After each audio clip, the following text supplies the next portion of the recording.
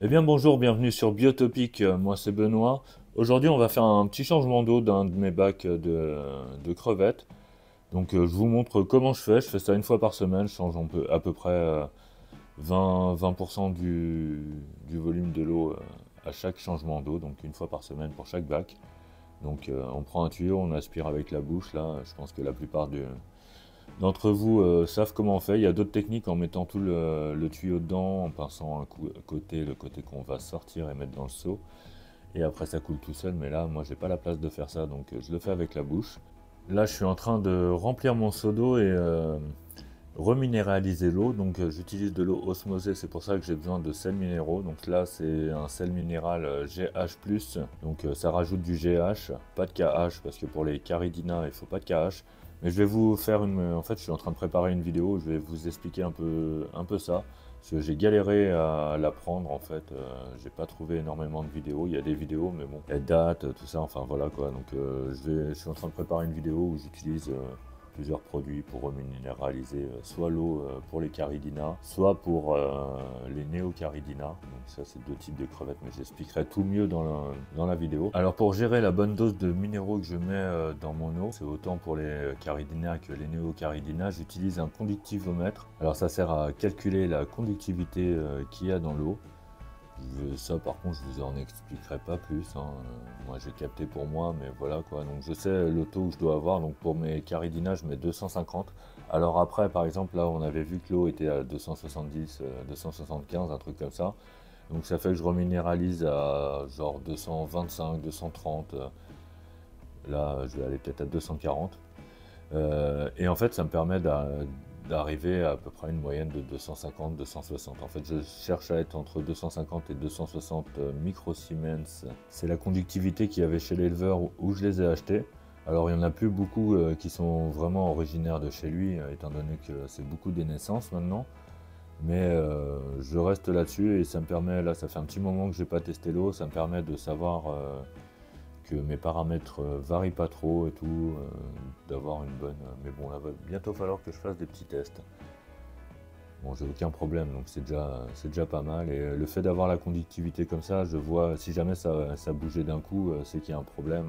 Là, il faut que je fasse un test, voir ce que c'est le problème. Mais là, je pense ne pas avoir de soucis. Alors par contre, pour le remplissage de l'aquarium, chez les crevettes, et pour moi, pour les poissons, c'est ce que je fais d'ailleurs pour mes combattants. Faut pas vider le seau directement dans le bac comme ça à l'arrache et tout. Moi je préfère faire un petit filet d'eau. Il y en a même qui font des gouttes à gouttes, mais ça je pense que c'est un petit peu abusé. Les crevettes, les paramètres qui changent un peu trop vite, elles apprécient pas. Et je me dis que pour les poissons ça peut être un peu pareil, même si c'est plus costaud, autant faire attention. Alors un petit filet d'eau comme ça, en plus c'est beaucoup moins galère en fait, vous posez votre seau en hauteur ou votre bac, hein, enfin vous le posez en hauteur au-dessus de l'aquarium et après bah, ça descend tout seul.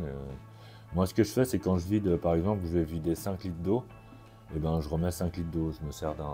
Enfin comme ça je suis tranquille, j'ai pas besoin de regarder le bac pour pas déborder ou quoi que ce soit. Je remets exactement la même quantité d'eau, avec des fois un petit surplus histoire de rattraper l'eau qui s'est échappée avec la condensation. Je vous ai montré la nourriture que je donnais aux crevettes, mais bon, c'est pas le sujet de la vidéo, on y reviendra une autre fois. Alors ouais, aujourd'hui je vous fais un changement d'eau, mais c'est vraiment le changement d'eau basique, hein. J'ai pas nettoyé mes carreaux, j'ai pas fait de nettoyage de filtre, pas de taillage de plantes ou quoi que ce soit. Donc c'était pas trop crado. Et par contre, ça c'était la semaine dernière. Cette semaine, j'ai fait un gros nettoyage et tout. Et ça, ce sera un sujet d'une autre vidéo. Voilà, je fais pas tous mes changements d'eau exactement pareil. Ça, c'est le changement d'eau que je vais faire deux, trois fois par mois. Et une fois par mois, je vais faire un changement d'eau avec lavage des vitres. Et le filtre, c'est une fois par mois, voire une fois tous les 2 mois. Il n'y a pas trop besoin. Donc voilà, je préfère pas trop remuer tout. Faut pas remuer le fond le sol technique, hein, surtout.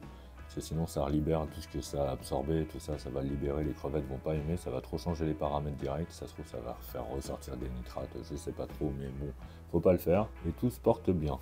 Alors là, je suis en train de faire une petite vérification, voir si la conductivité monte pas trop haut, mais non, 259, déjà on a baissé par rapport à tout à l'heure, donc c'est parfait. Là, si je reste dans ces eaux-là, ça me convient. Alors j'aime bien mes 3 bacs comme ça, mais le bac de droite, là, le troisième, là, me gêne un petit peu avec son sol blanc. Je vais sûrement repartir sur un petit sol noir par-dessus.